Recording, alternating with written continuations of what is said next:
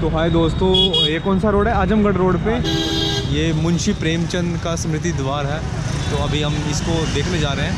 तो देखो अंदर क्या क्या देखने का।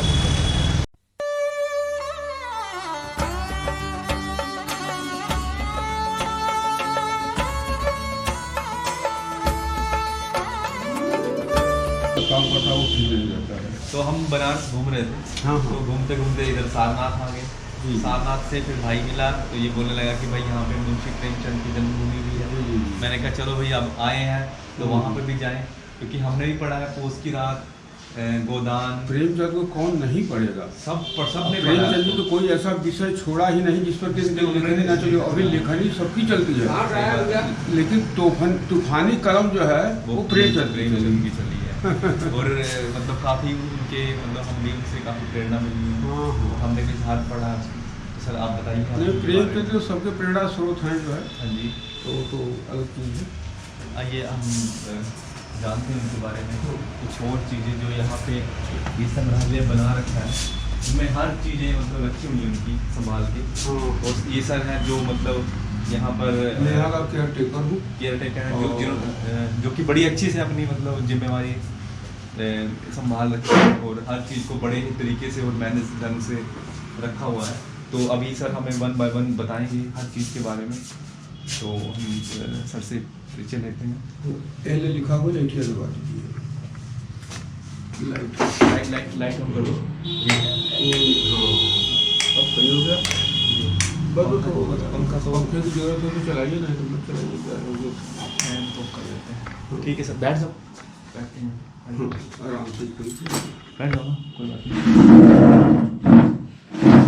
तो मैं इसका जो है आपको परिचय देते हुए, ठीक है सर, प्रेमचंद कौन थे, क्या किए थे, अब क्यों इतना पॉपुलर हो गए, तो ये सब चीज़ें जो है कि मैं आपसे जो है बताना चाहूँगा। ठीक है सर। तो सबसे पहले तो जो है मैं सुरेश चंद्र दुबे, समाज सेवी, लमही, वाराणसी। ठीक है सर। जैसा कि आप लोग अभी किताबों में पढ़ रहे थे कि वाराणसी से 5 मील दूर लमही गांव आजमगढ़ वाली रोड पर कहानीकार प्रेमचंद, जब आप अपने यहाँ से चले होंगे तो आपके दिमाग में रहा होगा कि पता नहीं वह लमही कैसा होगा, वहाँ के लोग कैसे होंगे, वहाँ का बदलाव कैसा हुआ होगा। ये सब दिमाग में आपके चलता रहा और आप ये सब चलते हुए जो है कि आप उसी पेज की गाँव लमही उनके जन्मस्थली पर पहुँच चुके हैं। यही जो है कि बीच में आंगन था, ठीक है, किनारे किनारे कमरे थे। समृद्ध परिवार इसी पर रहा था। ये हमारे महान साहित्यकार उसी जगह पैदा हुए थे जहाँ मूर्ति लगी हुई है। ठीक है सर। सच तो यह है कि 20वीं सदी का वह दौर जो कि हमारे भारत के लिए बड़ा ही जो है चुनौती भरा था। ऐसे ही समय में हमारे प्रेमचंद जी चुनौतियों में ही पैदा हुए और चुनौतियों में पले और चुनौतियों में चले गए। आज हम लोगों के सामने चुनौतियाँ छोड़ कर दी गई। आप कहिएगा कि जिसमें पैदा हुए उनके सामने उस समय कौन सी चुनौती रही होगी। सच्चाई ये है कि प्रेमचंद जी जो है एक रूढ़ी लेकर के पैदा हुए, जहाँ की तितरा पैदा हो गए। गाँव में एक मानसिकता होती है कि जो है कि 3 लड़कियों के बाद पैदा होने वाला बालक महाविनाशी माना जाता है। या तो इनकी माँ मर जाएंगी, या तो इनके बाप मर जाएंगे, या तो उनका सत्यानाश होगा। लेकिन ऐसा कुछ नहीं हुआ। सत्यानाश उस विश्वास का हुआ। हमारे मुंशी प्रेमचंद जी मानस पटल पर पहला स्थान मार के सम्राट की उपाधि पाई। दूसरी चुनौती हम लोगों के सामने थी, जहाँ की 200 साल की गुलामी हम लोग अंग्रेजों की झेल रहे थे। लोग सोच चुके थे कि लगता कि इस अंग्रेजों से तो अब हम कभी आज़ाद हो ही नहीं सकते। लेकिन समय बदला, परिस्थितियां बदली।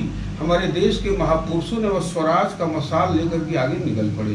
अब प्रेमचंद जी उसमें कलम का सिपाही बनकर के शामिल हुए, जो कि देश के आज़ादी से लेकर समाज के आज़ादी तक का संकल्प लेकर के इन्होंने रचनाएं शुरू किया।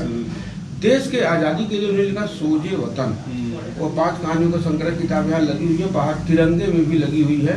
तो वो 5 कहानियों का संग्रह है, जिसमें दुनिया का सबसे अनमोल रतन शेख मकसूद, यही मेरा वतन है, शोक का पुरस्कार, सांसारिक प्रेम और देश प्रेम। तो पहली ही कहानी की एक ही पंक्ति ने अंग्रेजों की बुनियादें हिला करके रख दी कि खून का वह आखिरी कतरा जो वतन की हिफाजत में गिरे, वही दुनिया का सबसे अनमोल चीज़ है।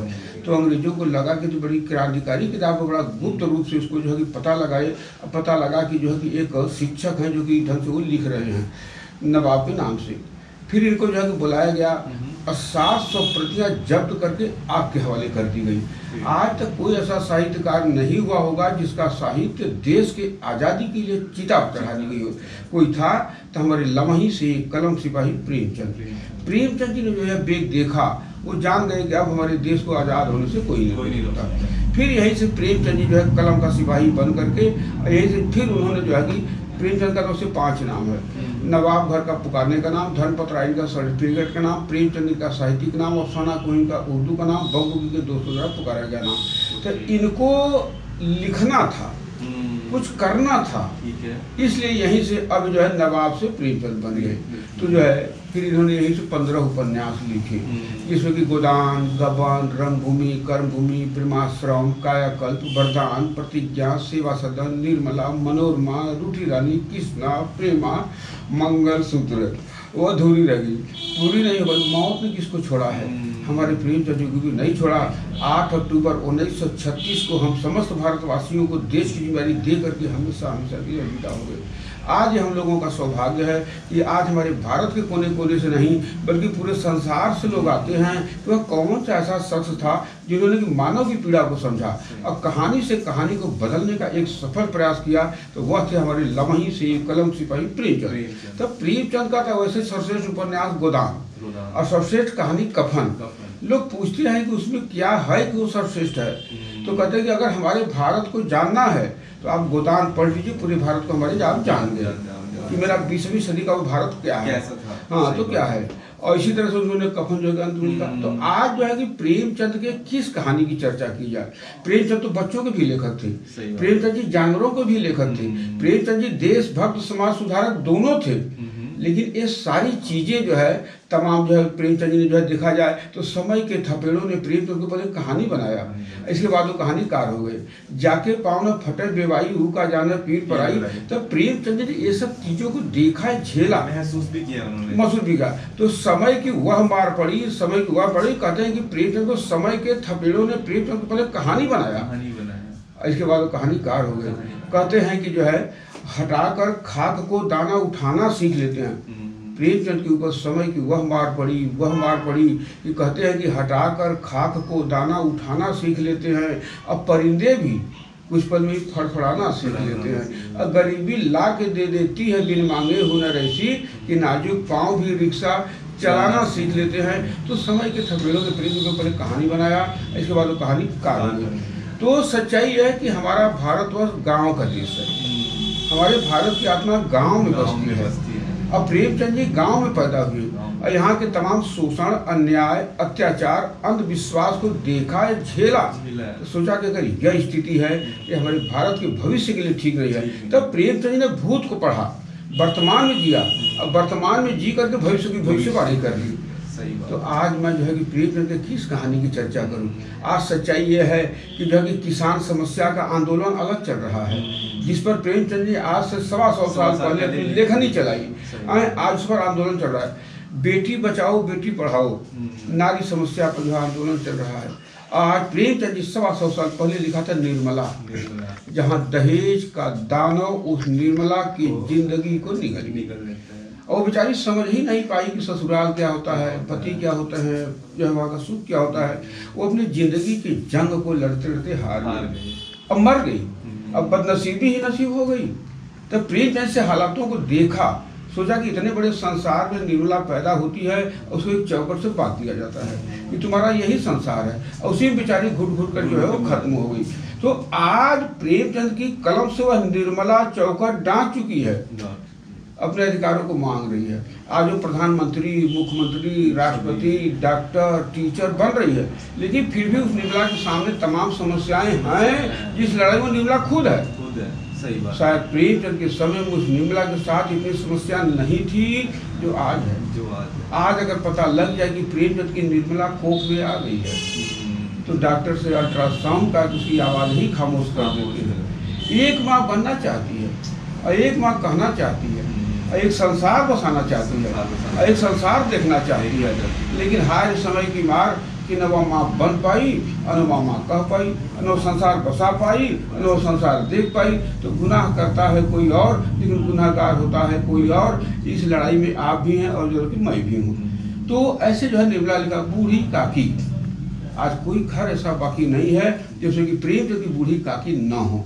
जिसके दौलत पर लोग राज करते हैं, वही बुढ़िया किसी सीढ़ी के नीचे या किसी टूटी हुई झोपड़ी में एक खामोश तस्वीर की तरह बैठी रहती है।